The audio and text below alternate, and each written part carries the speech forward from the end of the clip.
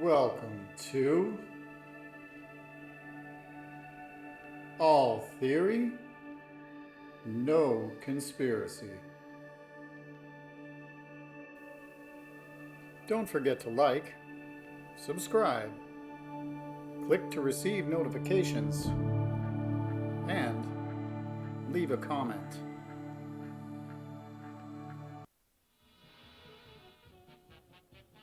This video is about what goes on behind the illusion that the entertainment business perpetuates. What do people have to do to become a star?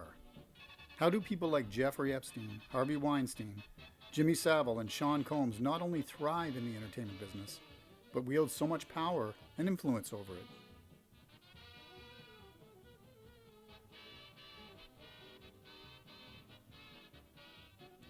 The entertainment business is built on illusion, and the illusion hides an ugly truth.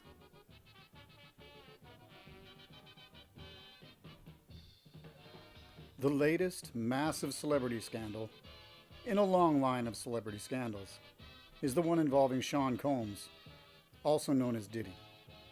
His crimes stretch back to the mid-1990s when Combs was allegedly involved in the deaths of both Tupac Shakur and Biggie Smalls. It has been said that Combs paid for the death of Shakur and set up his business associate Smalls, also known as Christopher Wallace, in the situation that caused his death as well.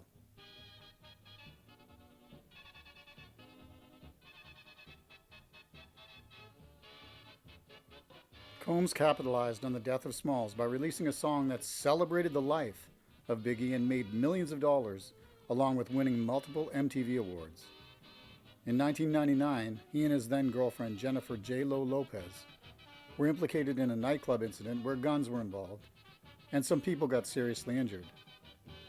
Combs allegedly paid a young rapper called Shine $1 million to confess to the crime and spend 8 years in jail.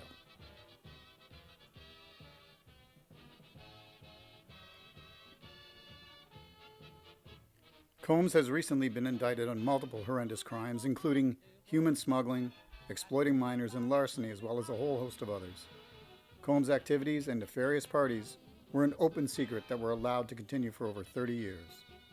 It seems Combs had some very powerful friends, keeping him from the threat of exposure and arrest. Until now.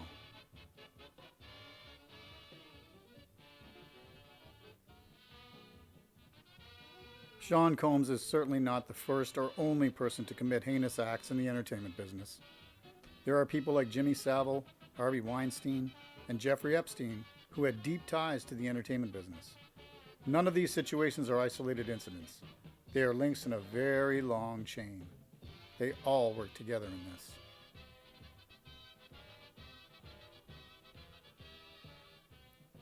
There are a plethora of videos, articles, and news reports that go into great detail about the activities and incidents that Combs was the ringleader of, and they are all available to peruse on the internet. To some, it will be seen as horrible people doing horrible things. Others will see it as simply the way the entertainment business operates. I think both views are correct.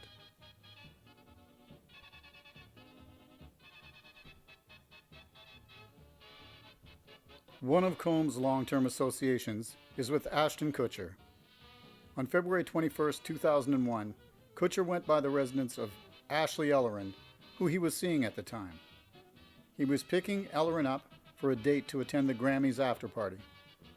Kutcher said he looked in her window and saw what appeared to be a large amount of red wine spilled on her floor. He knocked a few times, got no reply, and simply went to the party by himself.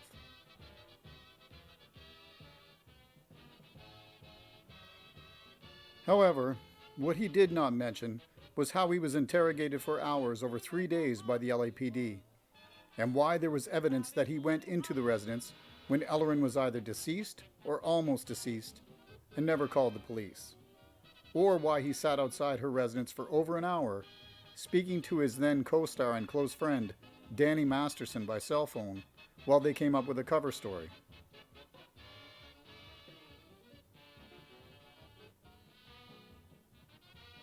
The fact that a man named Michael Gargiulo was tried and convicted for the death of Ellerin and others does not discount the fact that Kutcher was there at the scene of the crime and saw Ms. Ellerin in a very bad state. He did not call the police, did not call an ambulance, did not try to help this young woman in any way. Ashton instead lied about his involvement and went to a party like nothing had happened.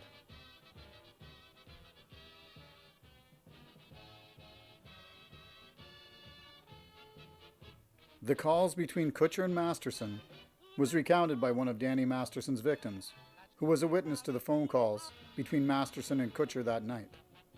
Masterson, of course, has his own serious legal issues arising from his penchant for clandestinely providing sedatives to young women and having his way with them when they were incapacitated. He is currently serving a 30-year prison sentence for his crimes.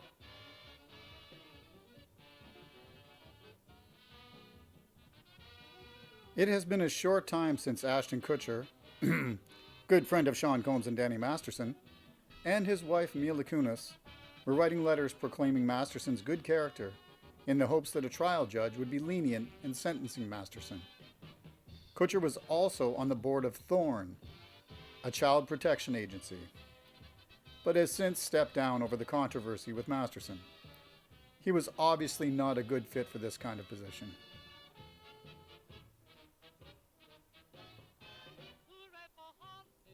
Bill Cosby has also been accused and charged for making unwanted advances on women, using his power and influence to cover up his wrongdoing for years. Cosby was a predecessor to the activities of people like Danny Masterson. He also used the awful tactic of passing sedatives to unwilling and unknowing victims before forcing himself on them. This type of thing is common in the entertainment business.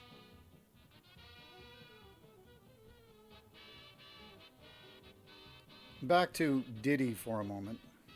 Another of Combs' associates is Usher Raymond, a former child star who was befriended by Combs when he was a young man. Usher discovered Justin Bieber. Bieber also became one of Combs' protégés and is rumored to have been put through the worst of what Combs had to offer. One only has to see how Bieber is in most recent interviews to see how difficult life is for him now. He was 14 when he was welcomed into the business.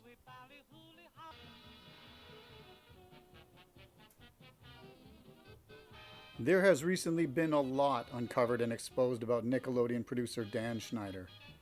In the documentary Quiet on Set, it is repeated that child actors who worked for him had been placed in very adult situations and received questionable treatment.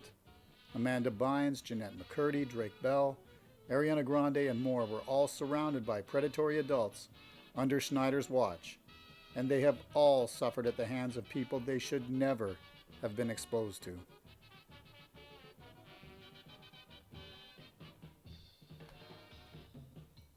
Two of the convicted predators mentioned in An Open Secret and Quiet on Set, Brian Peck and Gary Goddard, both worked with children in the entertainment business for years, even after being accused of or charged with predatory behavior. Both were heavily involved in the beginning of Leonardo DiCaprio's career when he first came to prominence on the 1980 sitcom Growing Pains.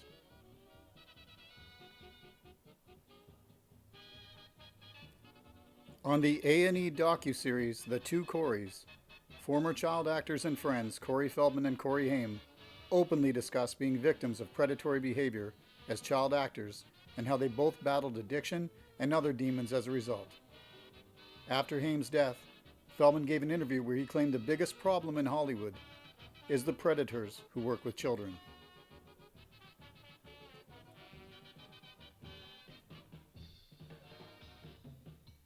In 2023, alleged Hollywood maverick Mel Gibson was involved in the creation and promotion of the film Sound of Freedom, which was created to expose child smuggling. The problem with this scenario is Mel Gibson is no maverick. Mel has been involved in the film industry since the late 1970s and has been a star since the early 1980s. His films have generated billions for the movie industry.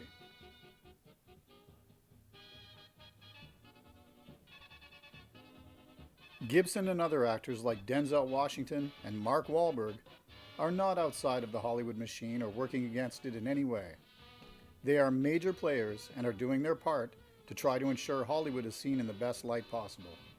They are and always have been loyal to the game and have been turned out by the entertainment business just like everyone else who thrives there.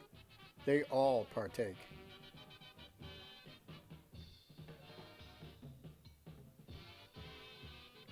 Lastly, I want to talk about Morgan Freeman, another good guy in Hollywood.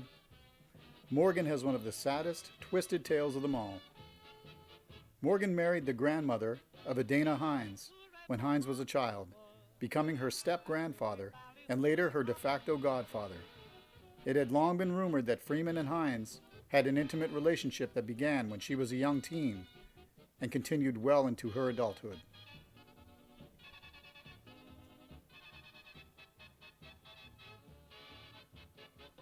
Ms. Hines sadly had her life ended at the hands of her then boyfriend in 2015. He claimed she was a devil, and while under the influence of illicit substances committed the act which ended her life.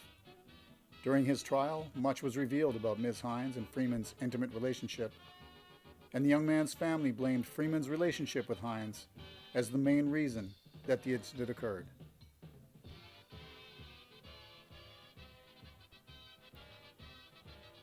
This video doesn't even begin to scratch the surface of the true nature of the entertainment business. It only provides a small glimpse. There are many books, articles, and videos out there which delve deeper into this perverted cult. While it's true that in the age of information, ignorance is a choice, it is also true that if you gaze too long into the abyss, you will find it staring back at you.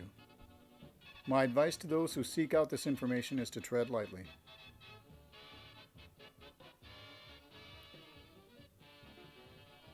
We do have to consider the reason why the power brokers of this business are allowing so much of this information to be released.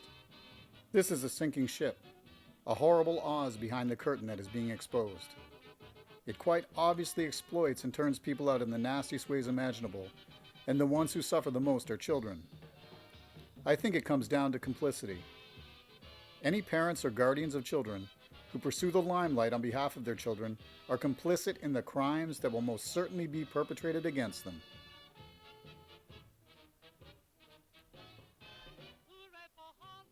For more detailed information about the entertainment business, I highly recommend Jamie Deluxe's YouTube channel and the Crazy Days and Nights CDAN blog. There will be links for both sites as well as links for info contained in this video in the description below.